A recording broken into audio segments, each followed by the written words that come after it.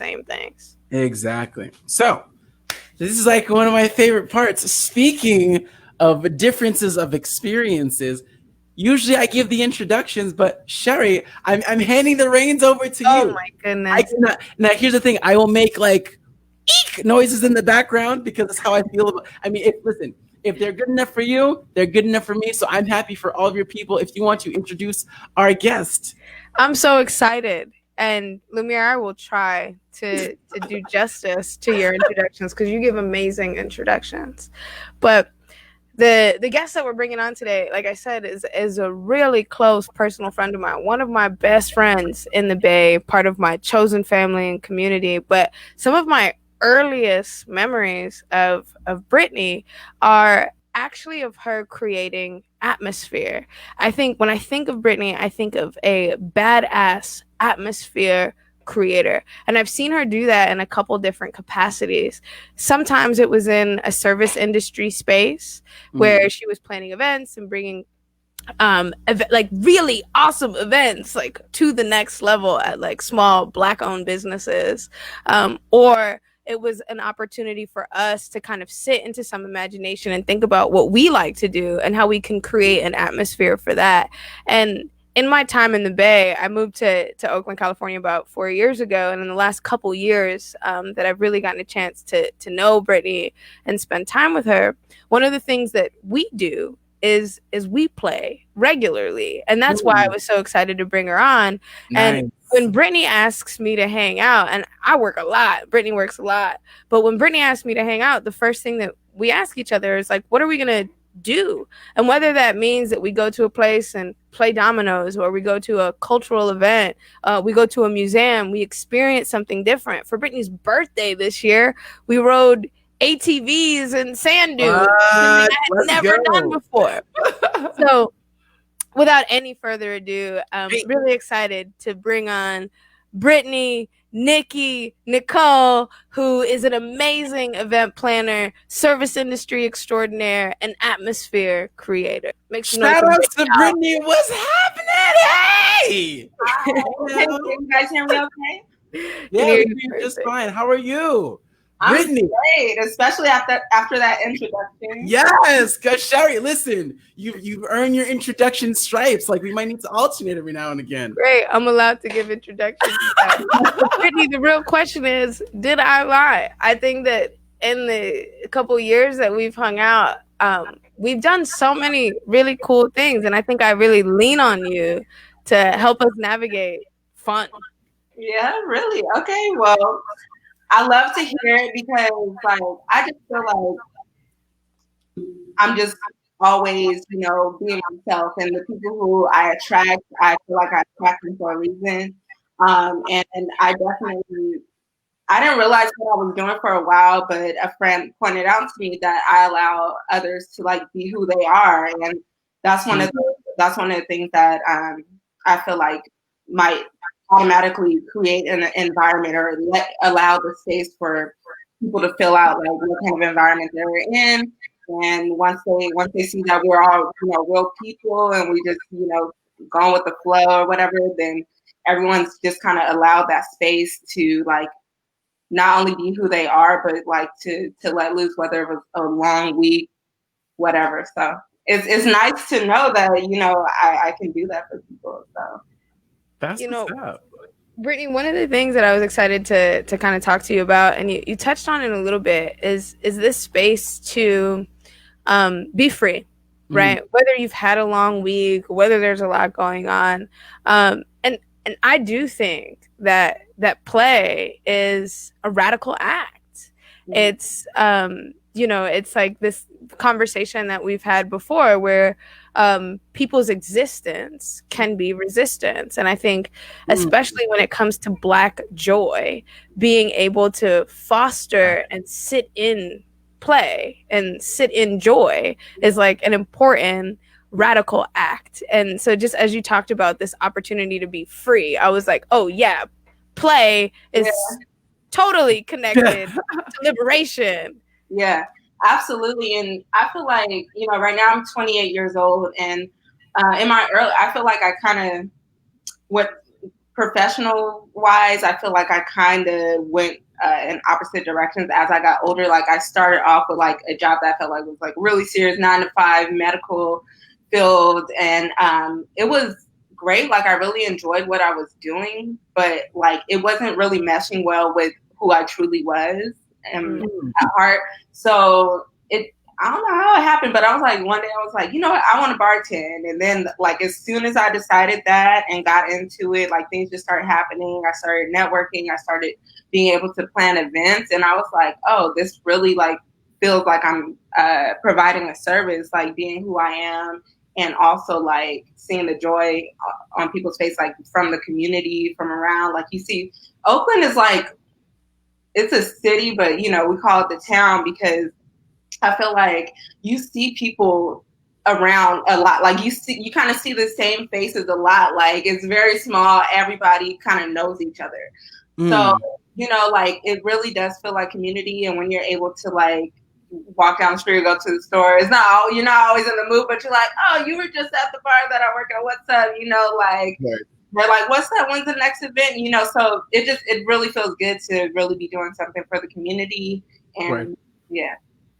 That's cool. And one thing that you said that I really like is that you said that you allow people to be themselves, but one thing that you said is you create that space. And I feel like, and it's kind of like what we talked about in the beginning of the episode, Sherry, when you were at that workshop, you were in a place where they put toys on the ground. And there's a bunch of adults, but those toys there, they created an environment that allowed people to be as free as they wanted to. I mean, or as little as they wanted to, you know? Yeah. So the fact that you identify that you're someone who creates space, it's super important because the space that you create, it's not just limited to play, you know, being able to make space is like foundation. It just so happens that it manifests itself as allowing people to play. But some people, and especially in our current situation that the world is in, women, people of color, women of color, like, it's often that space is not made for them or that they have to make space for themselves, you know?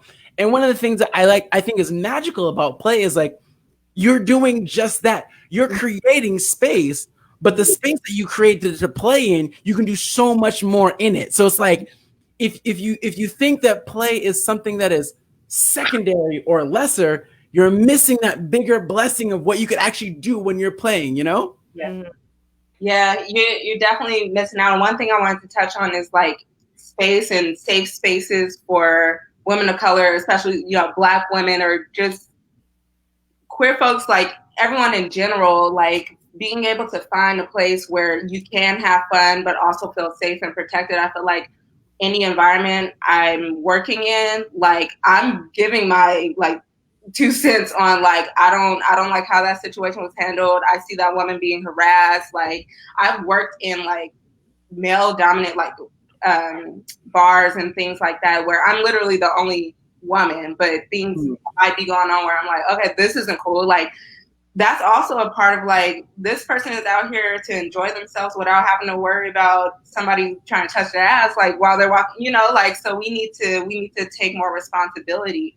So I feel like creating a safe environment is a part of that as well. I feel like play has also fluctuated. Like the meaning of play has fluctuated for me a lot. Once I did go into the service industry, I started realizing like me and Sherry and a couple of other friends had planned a trip to the river, and there was like an area where there was like just heck of people like kind of like on the shore or whatever. And like, I feel like that's kind of where everybody wants to go. And I was like, I've been around people all week, you know?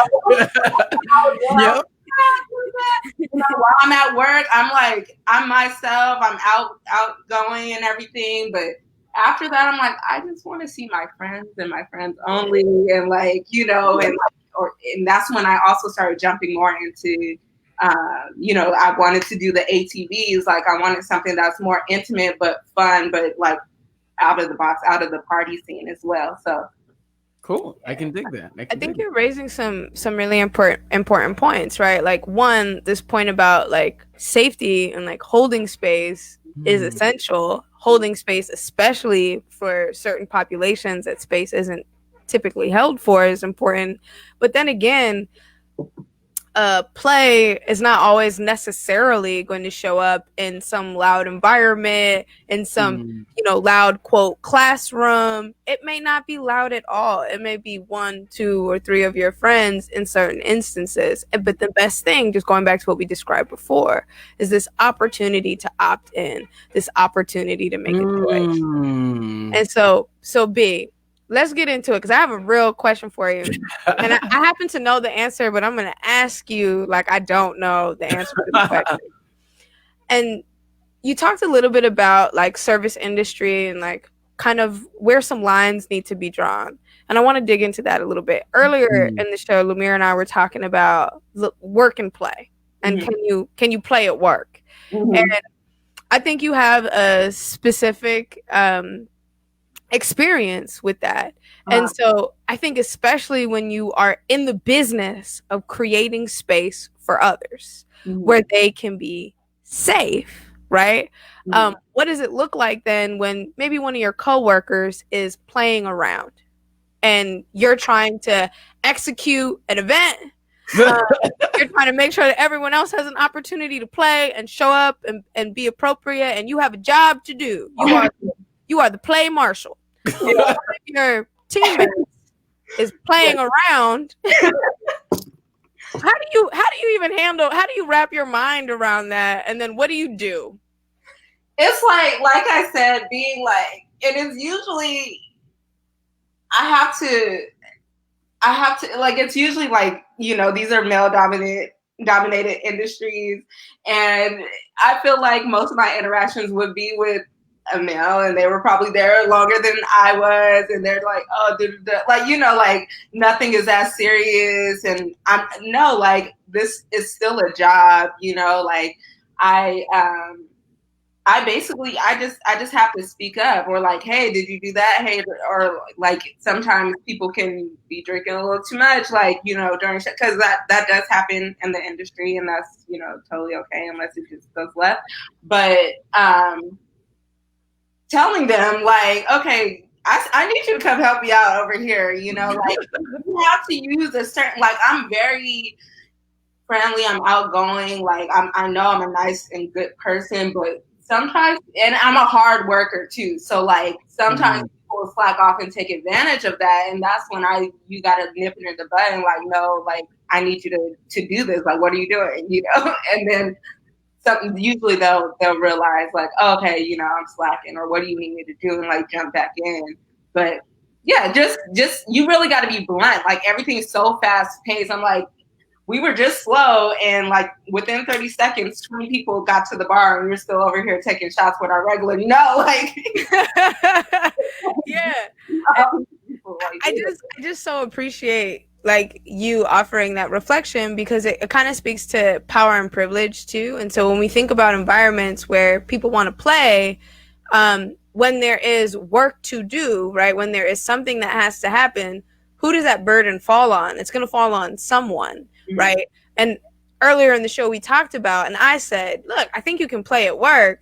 And I was excited for you to come on to talk about like, yeah, you can play at work, but you also have to do what you need to do, and people need to be able to recognize those dynamics and say, hey, what's happening right now is outside of the boundaries of appropriate. You definitely got to like keep the balance and understand like how to prioritize when it's okay to chit chat or whatever, and when it's time to get the job done, because we are at work, we are working for tips, like we want to keep this business going as well. So just prioritizing and being able to like balance work and play. And it's all fun at the end of the day. If we were slammed the whole time, it's still, I feel like what I'm actually doing is fun, like pouring drinks, like, multitasking, like really like getting, like killing it behind the bar with my coworkers. Like when an event comes alive, because like you've been planning it for X amount of time, and you see the vision, and you're like, oh wow, like this is dope, but the game is not over, like we got to execute it, we got to make sure people are enjoying themselves. So one of the things that I'm hearing that I think is interesting is that we're making a separation between work, play, and joy. And I think that's where the separation is, because when we define play, in some definitions, joy is a part of that definition of play, so they go hand in hand. But usually when we define work, maybe this will be another episode on its own, we don't really mention the aspect of joy. So whenever we mention work and there's joy, we assume that it's play. But like you said, if I'm working an event, 10 people just ordered 3 drinks each, I need to serve 30 drinks. I might love the fact that I'm busy multitasking, looking like a boss, but if I serve 20 out of 30 drinks, that's a problem, because that's my job and I have to do it. And so one of the definitions of work was something that you have to do, you know? Now, in having to do it, that doesn't mean you can't love having to do it, but it doesn't change the fact that it has to be done. So what I'm hearing is that, and maybe it brings us back full circle, the difference between work and play is that you gotta get it done. Yeah. That doesn't mean you can't love it, but like, I can't show up at work and be like, you know what I'm feeling? That new Cardi B, Meg Thee Stallion. Shout outs to Cardi B and Meg Thee Stallion. That song slaps. But anyways, wait, hold on, because I love how Meg Thee Stallion. What did she say? She said something about switching her weaves up. Listen, she said a lot of things, and in case we stream this on Spotify, which we will, I'm not trying to get in trouble with the FCC, so I'm gonna let her say it. But I say all that to say that song slaps like a baby just born that needs to breathe. But I say all that to say this: I can't play that song the entire day and not put panels on the roof. Why? Because I have to work. But before we get into that, for those of you guys just tuning in, it's the If You Stream It, They Will Come podcast. Tonight's episode, we are talking about play and we're having a great time. So we're going to stay a little bit more with Miss Brittany Nicole, your co-host Sherry D, and your other co-host Lemire D. And we're going to talk about some games that we used to play as we were kids when we come back from the break. And as usual, we're going to jam out to the musical stylings of Elder. We will be right back. What's going on, ladies and gentlemen? It's the If You Stream It, They Will Host. If you stream it, they will host it. Yes, we will. But it's the If You Stream It, They Will Come podcast. We are your hosts, Lemire D and Sherry D. And we're sitting here with Miss Brittany Nicole. We were jamming out to the musical stylings of Elder. So please make sure you check him out on the Spotify. And hopefully, if you're listening, Elder, we want you to come on. We're playing your music all the time. So this is your invitation. But speaking of playing things, tonight's topic is on play.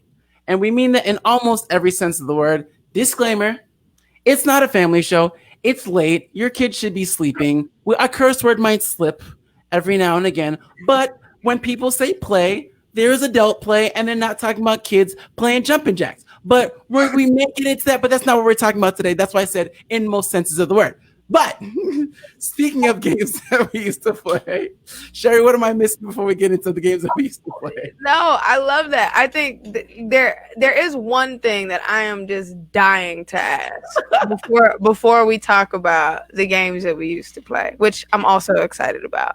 But before we get there, I forgot to tell everybody that Brittany is a creative and filmmaker, and that was a mistake on my. See, look, she's getting. There we go. She was like, put some respect on my name. Right, exactly. And some of the things that I've seen Brittany do include photography. I don't know if anyone's seen my headshot. It's beautiful. That was Brittany. Wait, you did that one? The one with the green? The one with my button up with the tigers. And yes, very nice.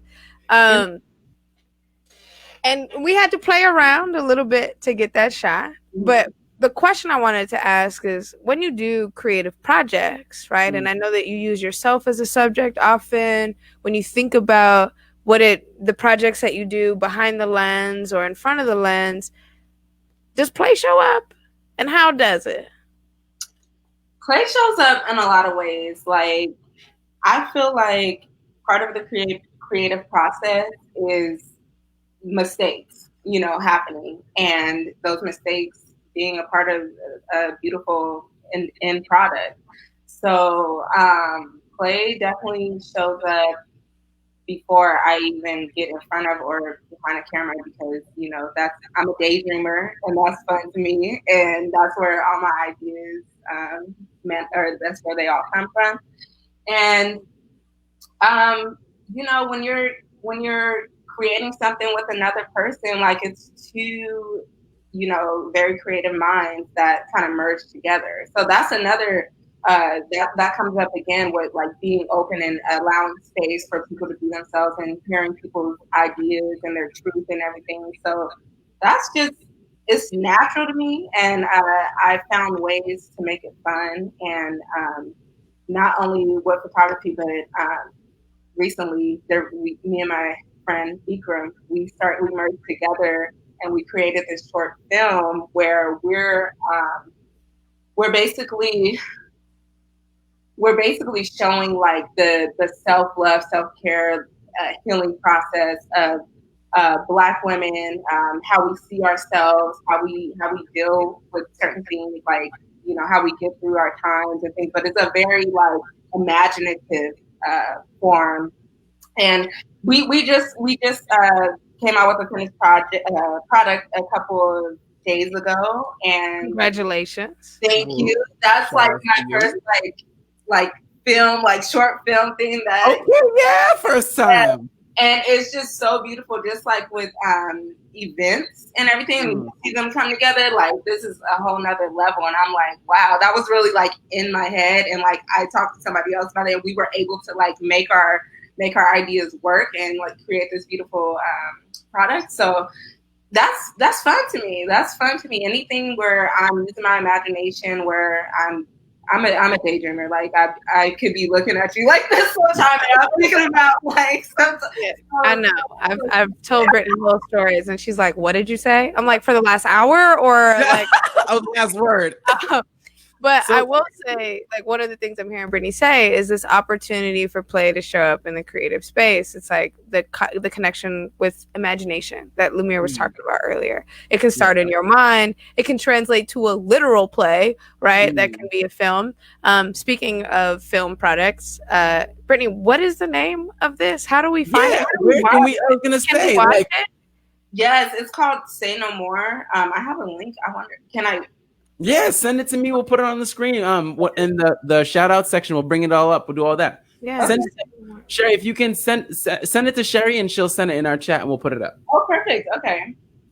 And okay, now Lumiere, now that I got that out of the way, I'm sorry. I just get excited, and I'm like, hold on, I've been holding this all day. Now I'm ready to talk about Sherry. I get excited too, and it's usually when I think of you. So it's like, I'm like, Sherry! That is how we answer the phone every time. It never, for 17 years, it hasn't been any different. It's pretty much been this, like, Sherry! It's like, but okay, actually, he's ready to. No, every time it's that's almost like a game that we play. It's how we answer the phone game. Pretty much. We answer the phone the wildest. Yeah. Oh, I answer the phone like that for you too. I'm not just like, hello. But you know what? You can keep that hello. Anyways, for those of you guys who are just tuning in, it's the If You Stream It, They Will Come podcast, and tonight's topic is play, and we're sitting here with Miss Brittany Nicole. So, the question that I have for you is, speaking of play, we can play as adults, and it is important for our development as growing human beings. But a lot of our play is centered around our childhood and our upbringing. So my question for you is, what are some of the games that you played when you were a child? Now, I'll prime the pot. As a kid, I grew up with, I had 5 siblings, but I lived with my older brother, my older sister, and my younger brother. Our age differences are 8 years between me and my older brother, 2 years between me and my older sister, and then 6 years between my younger brother. So there were different, like, eras where there's only a certain number of people. But there was like this magical sweet spot where it was just like me and my sister before my younger brother was born. No offense to him. It was just like, that's how life was.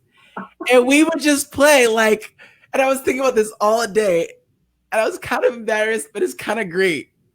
We would just play the dumbest games. I mean, these games are just like the silliest, and she's definitely going to kill me for this. Shout outs to Morjetta Esquire. She's a lawyer, put some respect on her name. But we would play this one game called Scallion Slide. And I know what you're thinking. You're like, what does a scallion have to do with a slide? Absolutely nothing. How did you guys come up with the game? Growing up in a bilingual house, things sound funny because Kringlish, between Haitian Creole and English, makes things sound funny. And scallion, if you say, everybody just say scallion. Scallion. It's a fun word, you know? It's like, and when you're 4 or 5 or however old, you're like, oh, scallion, scallion. And you say with the Creole, like, scallion. So the game was, we would say scallion 3 times and we would slide down a mattress. So we took the mattress and that was the game. And we would slide down and then the other person would come up and do it again. But again, it's not just saying it 3 times. There was a song. And I'm probably I feel like I want to play Lumiere. You're like, this is silly, but I am now imagining myself standing at the top of the game. Scallion!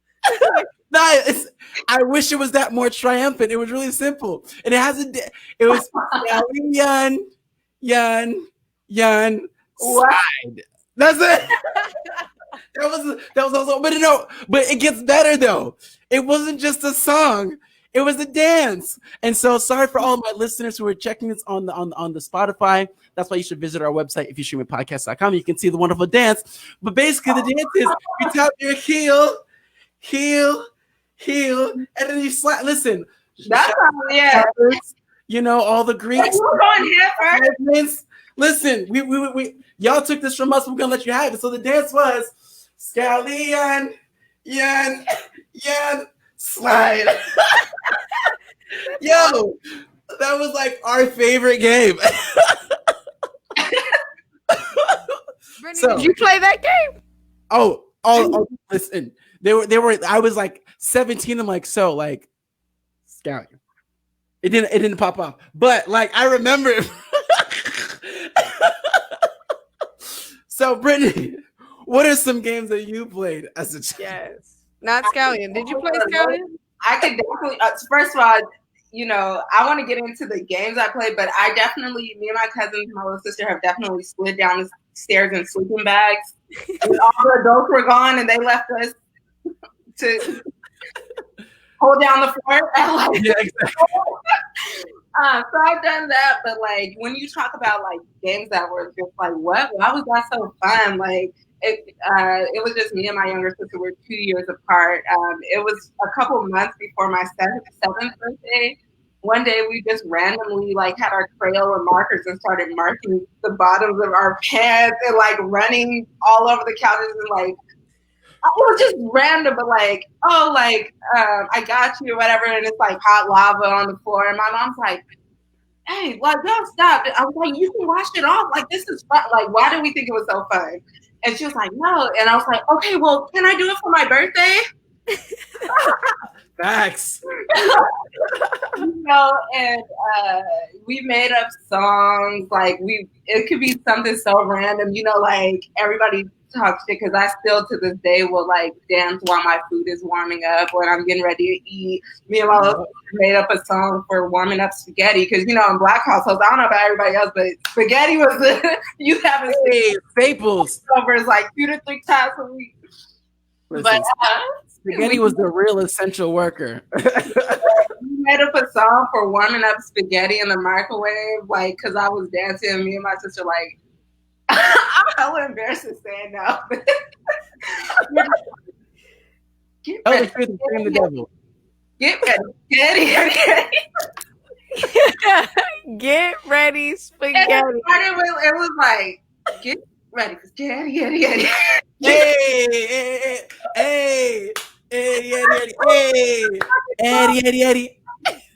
Eddie. No. Listen, you might need to do a collab with Meg Thee Stallion. Eddie. You might have to do a Scallion collab. Listen, Scallion, Eddie. Yeah, I think the ultimate was like with all my cousins, if we would have a family event, we would play hide and go seek in the dark outside, like in the bushes, the real. that was the ultimate like older kid game when you know you could outrun a few of your boy cousins at that point. Big facts. Yeah. Sherry's like major facts. Yeah. Brittany, one thing that you said made me think of my childhood. Several, actually. I'm like literally cracking up over here. But one of them was, you mentioned this very quickly, and it was lava.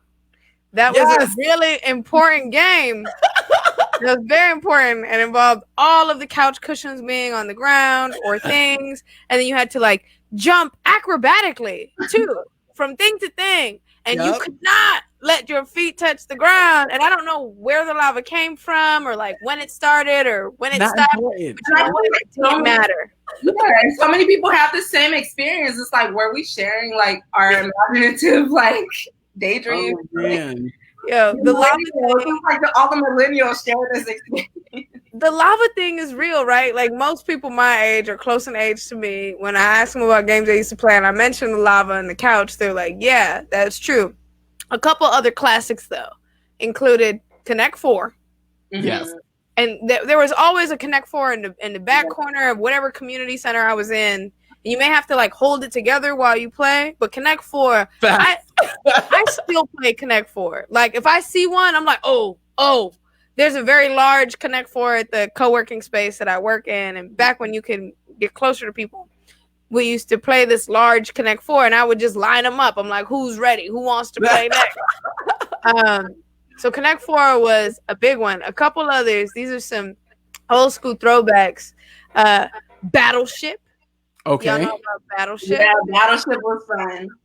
I didn't know anything. I'm not gonna lie. I didn't know anything about Battleship. Oh, Battleship was cool. You like sit in front of the person and you try to guess where their ships are, and it seemed very cool. The other one of the other classics that's important. Do y'all remember this game? I think it was called Guess Who. Yes. All the things flipped up, and you would try and guess. And then you'd I love flipping the cards down, but Guess Who is a classic. Classic.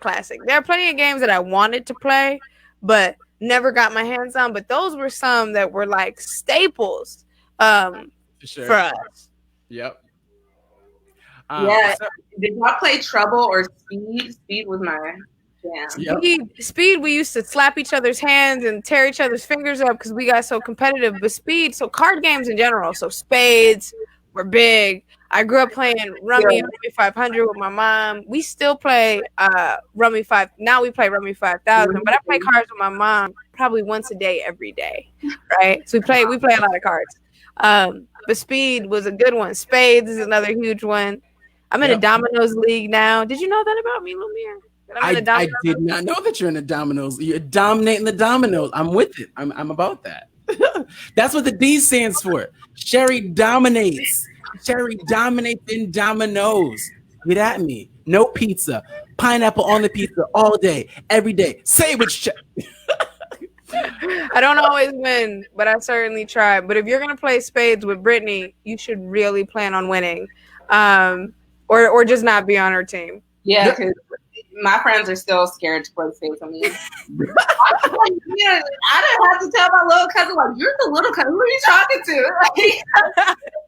So I've heard. If you're a stranger, you playing spades with me, don't play. I've heard that many wars and lives and families have been lost and changed over this game of spades. So I've thankfully strayed away from it. I've heard countries have been seceded from because books have been misplaced and mismatched, and I read, but now I'm afraid because of this game of spades of which you guys speak. But before we get into that, one of the things that I think that is interesting about Sherry, what you mentioned about the lava game, and Brittany, a lot of the games that you play and the things that I mentioned is that some things are intrinsic to us as kids as we develop, and in some regards, it's almost as if play is intrinsic to us as young people when we're growing. And I was, doing some research, and I checked on Discover Magazine. There was an article on top 20 facts of play, and the first one that they said that I thought was really interesting. It says children will play whether they live in a suburb or a war zone. the urge is so strong that children even play in concentration camps during the Holocaust. So I say all that to say this, that play is something that's so foundational that it doesn't matter where you're from, where you grew up, what your experiences, what your means are, that it's so important that no matter where you are, you're going to do it, you know? And I say all this to say, if it's that important, why am I leaving it when I'm a kid, you know? And so I say all that to say that it's super important, the role that play has in our lives, you know? Even I just wanted to say, even when we were just talking about like the young like games that we just randomly made up, but they're just like the best thing ever to us. When we reminisce on that now, it's just like it touches that inner child part where you're just like you're being goofy. Like, what am I saying? Am I saying this out loud right now? You know, like, but I feel like we need to tap into that more often than not, because nostalgia, I think, is beneficial to our mental health and just our whatever direction we're going in. We don't want to forget the positive experiences that we've had and the times that we've laughed our hardest. Those are very important.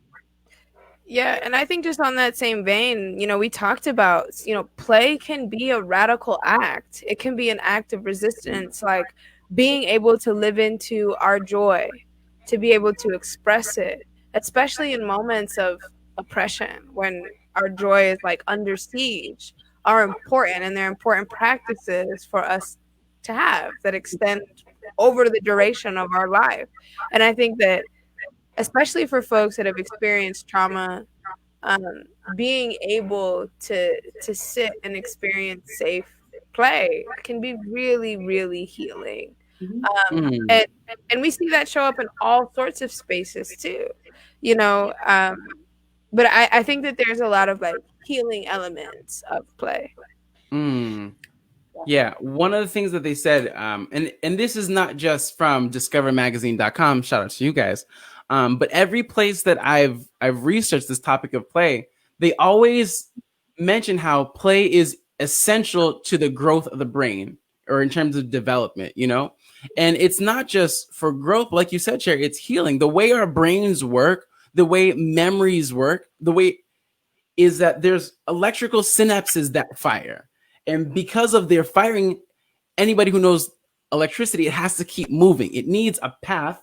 It needs to be able to flow. So when I remember something, every time I remember something, I got a jolt of electricity that's traveling a certain path, Anytime I do a repeated action, those neurons are firing and remembering that path. That's where muscle memory is. Sherry, as a martial artist, muscle memory is like your first language. You know what I mean?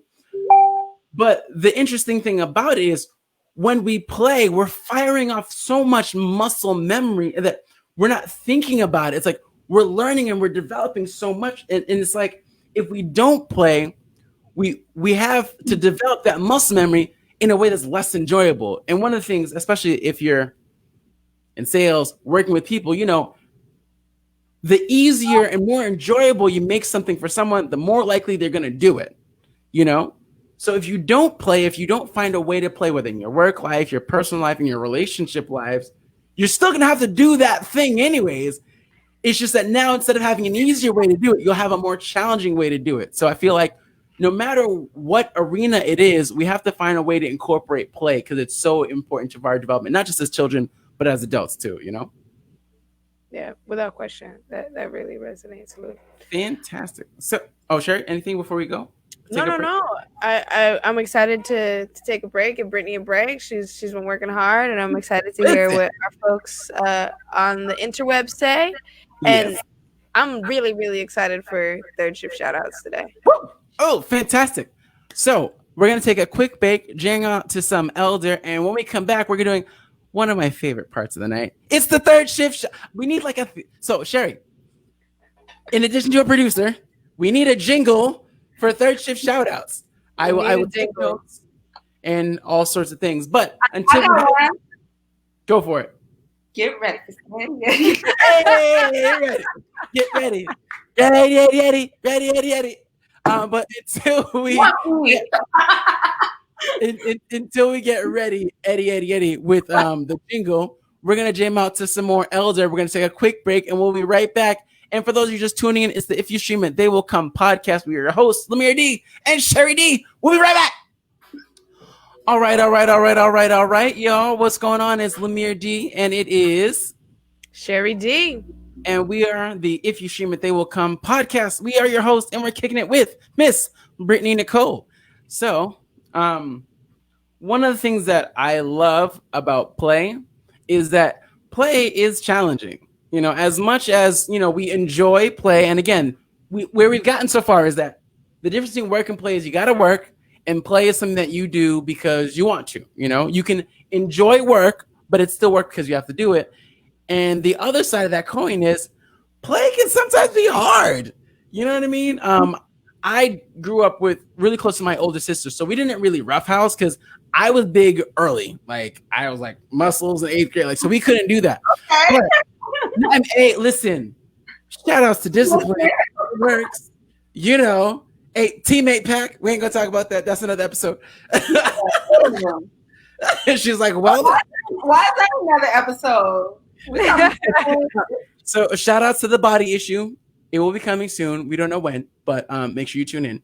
But I say all that to say this, that one of the things that I found was challenging. I played a lot of video games when I was younger, and I loved video games because they're very intellectually stimulating. I had a big vocabulary when I was younger because my parents always spoke full sentences, and they made a big stink about it. So I was always exposed to new words. And when you're a kid, when you speak with certain people, they see you at your age, but they don't see you at your intellect. And in video games, the game maker says, this is the story and this is the language I'm going to play. These are the challenges I'm going to put in there.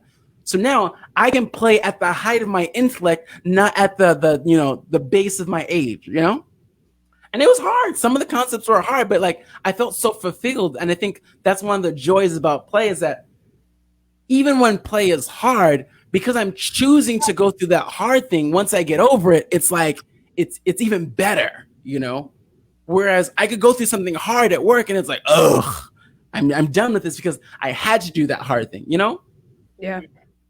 What's going on, everybody? It is Lemire D, Sherry D, and Miss Brittany Nicole. We are here with the If You Stream It, They Will Come podcast. And tonight we're talking about play. So far where we landed at is the difference between work and play is that you got to work. You don't have to play, but if you do play, it's something that you do because you enjoy it.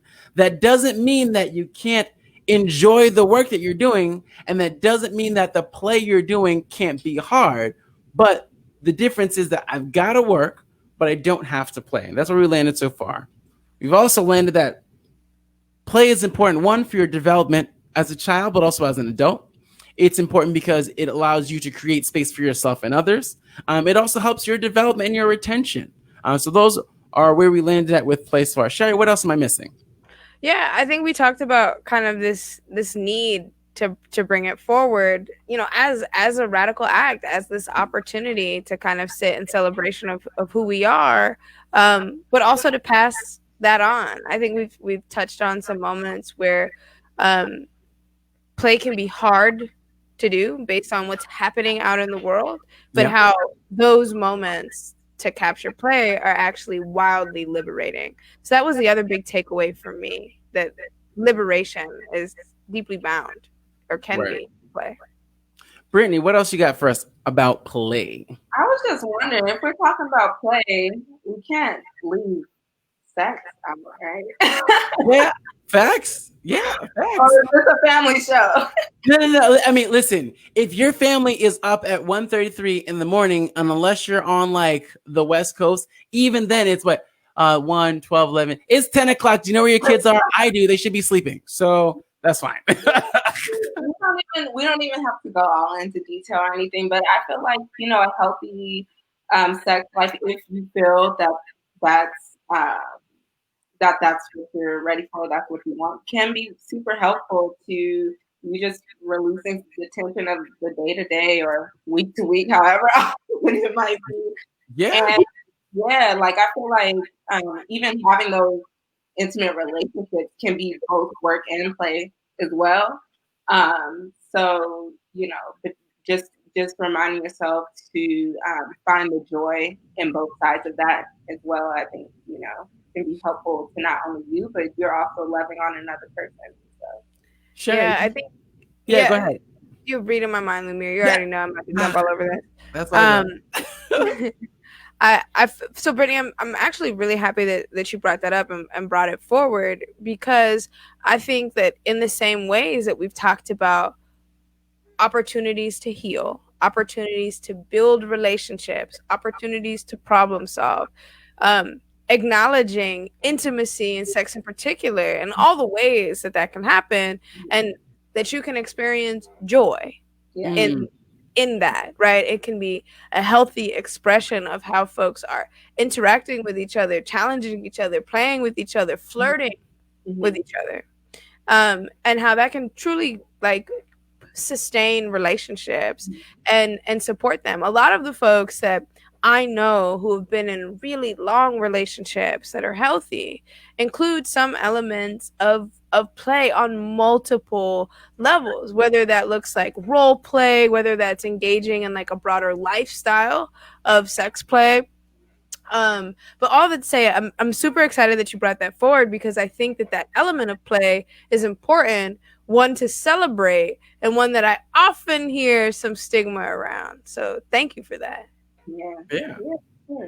No, for sure. And I agree with what you said. And it's like, if we're talking about play and we're talking about play as a vehicle for joy, and I think I like that analogy, so you hear it often. But if play is a vehicle for joy, then wherever joy needs to be found, we can use play as that vehicle to get me there, because the vehicle's purpose is to get me to destination. As much as I love driving, I'm driving because I want to get somewhere.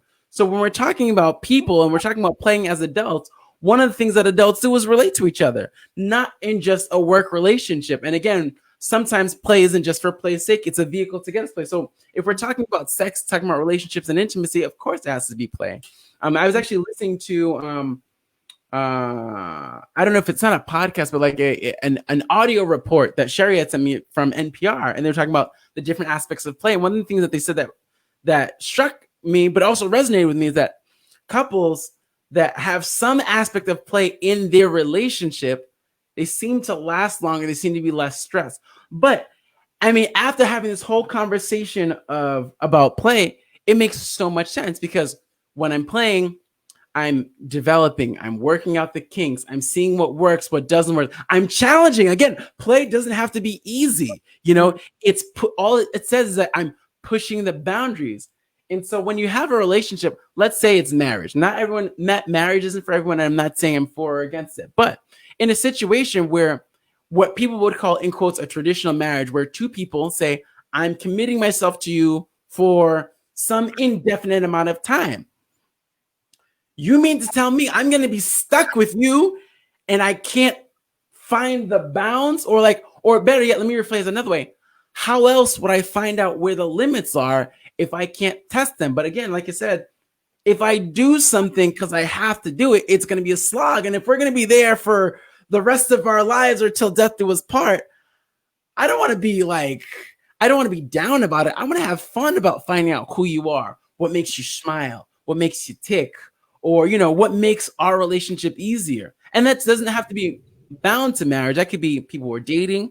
That could be with friends, So Yeah, I don't think one thing I heard you say, Lumia, that stood out to me, is, I don't think that play can always be a way that we test and lean on boundaries. Right. But I do think, though, and I think this is very much in the spirit of what you were saying, that play can be an important opportunity for folks to grow with each other and learn things about each other. But, just going back a little bit to something that Brittany kind of was bringing forward before, is safety in play is like really essential. And especially when we start moving into this territory of relationships and intimacy, I think that consent becomes really important.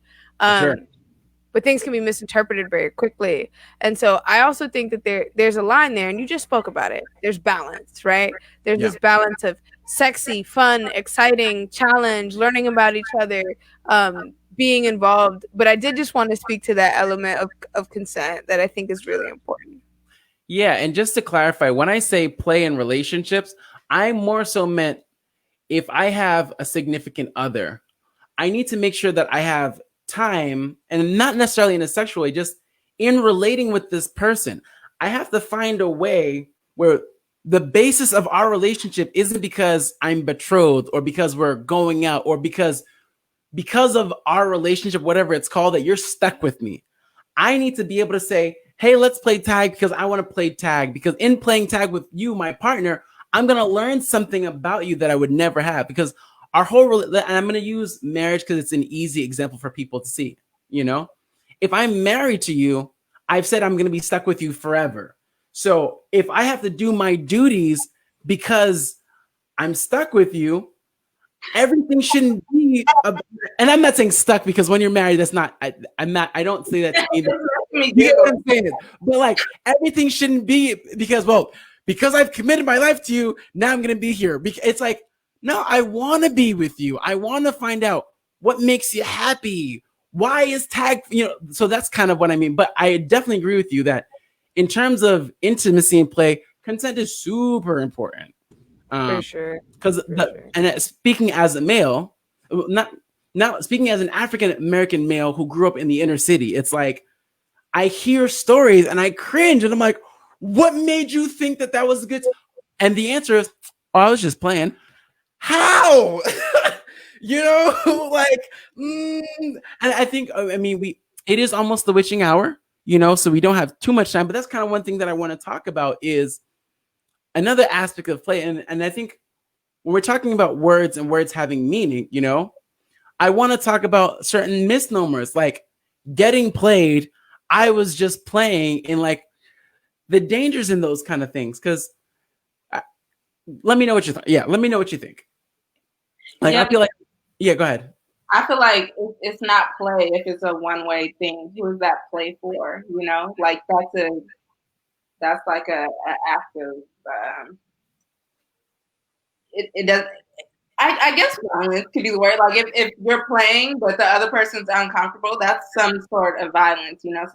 So I feel like the word play is used too loosely in not only our culture but like in this society and in this world, in this country, whatever. But for sure.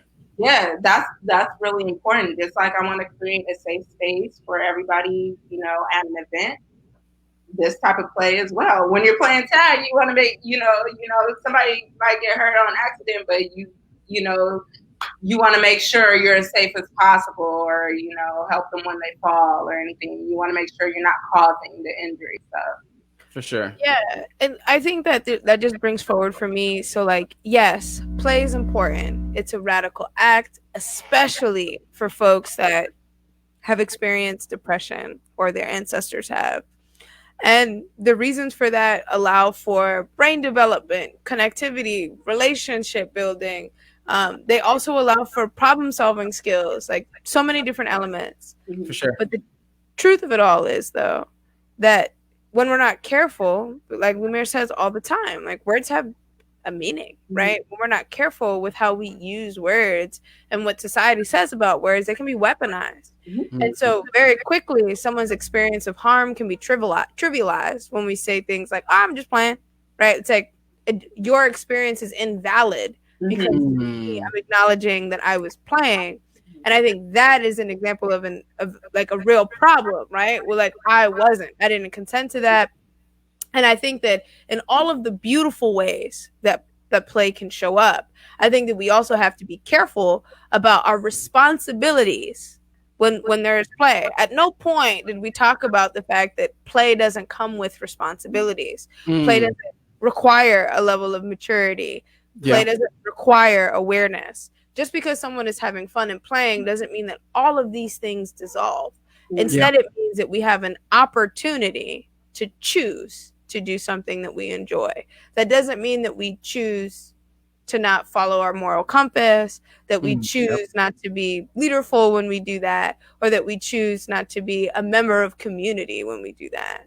Right. Yeah. Right. And Sherry, one of the things that you said earlier, but see, I think this is the magic of words. And I think this is why words have meaning, because everything that you said, as I'm thinking about our conversation, you actually said it in the beginning when you were describing your experience with that play in the workshop. You said that when everyone was playing, no one was excluded. Everyone had the opportunity to what? Opt in. So part of play is like you actually can't really separate consent from play because I have to opt in. It's only play if I say yes, I want to play. So I can't see someone that I find is attractive, say a comment that's derogatory, and then say, "Oh, I was just playing," because they didn't opt into that. This very one-sided. You know what I mean? I can't touch someone that I don't know, that I don't have consent, and say, "Oh, I was just playing." No, because they didn't opt in. They didn't include themselves. So if it's one-sided, there's no such thing as consensual play. That's play. If it's not consensual, it's not. Yeah. Does that make? Am I missing something? But I gather that because the words that we use have meaning, and it's like when you look at it, any way you slice it, the words support that. You know. Mm-hmm. I don't know. Super real. And I guess like the one kind of last thought that I have, and it's kind of like along these same lines, is like play is beautiful. We have to make sure that we're aware of things. But I also think that there's an opportunity for us to dismantle some things through play. And by that, I mean, just going back to that comment, like there's a lot of exclusion that happens in American culture right now. Mm-hmm. A lot of games that we experience are often not about collaboration at the end. They're about winning at the end. Right. So sometimes they can like include like a very capitalist focus, and they may not ground in like values of unity. When we start to look at games from other parts of the world, from indigenous culture, they don't always include a single winner, right? They can often include an experience of joy in just being, and they can be different. And so I also think that we talked about development and relationship building and problem solving, but I think that play itself can be used as a strategy that we study, that we learn from, and that we incorporate in ways that allow us to dismantle some of the dynamics that exist that are kind of hard to dismantle. But when we step into a play space, we're already in the space of imaginative license, right? So when we step into that space, we can take it a step further and say, and really begin to interrogate, well, like, why is that what winning is? And we can start to redefine the object of the game we are playing in a way that like centers people. And I think that as we've had this whole conversation, I think that is the thing that I'm really struck with as we get ready to close out.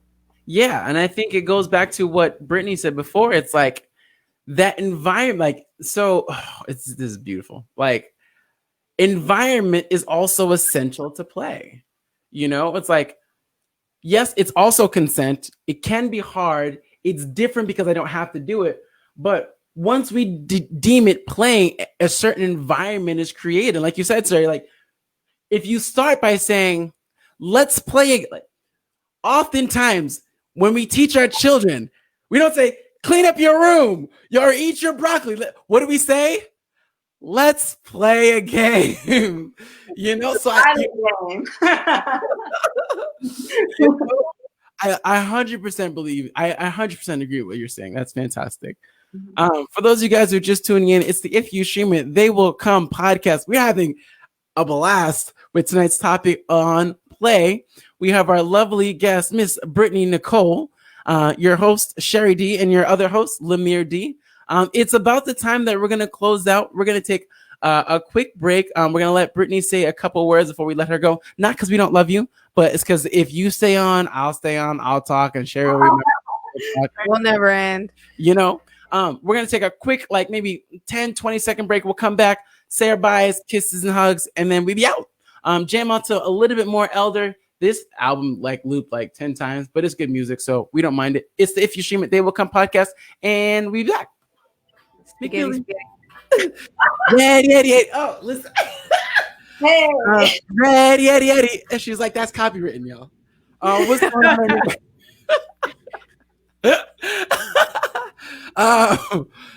What's going on, everybody? It's the If You, jeez Louise. It's the If You Stream It, They Will Come podcast. We are your hosts, Lemire D and Sherry D. We're sitting here with Miss Brittany Nicole, and we are talking about play. Sherry, before we close this out, any last things on play that we missed, we touched? No, I think we touched so much. We had such a rich conversation from what play is, how it shows up in work, how we think about it responsibly, how we consider how it can be weaponized and problematic, how we center it as a radical act that allows us to dismantle and live into joy. I think through this conversation, I've learned that play is incredibly dynamic, and I've learned so much from Brittany Nicole. And Brittany, I just wanted to thank you for joining us, for sharing your experience, sharing your art. I have a movie to watch when we end this. I have new people to follow, people to refollow and DM. And I just so appreciate your thoughts, your wisdom, your insights about play, and your reminders that we kind of like need to do this more. Yeah. Any final words from you, Brittany? Again, thank you so much for coming on a really cool podcast. There's nothing fancy happening here, but we'd like to hang out with really dope and amazing people. But as we close out, Brittany, anything that we missed, anything that you want to leave the people with? Yeah, I just, like we've touched on so much of like how play can go into your day-to-day life. I just, first of all, thank you for even considering me to like be here and just talk about like my day-to-day life. Basically, I'm like, oh, really? Okay, I didn't realize I was being radical, but now I know. Now I know because it's true. Like our ancestors and our parents even didn't have much of an opportunity to play.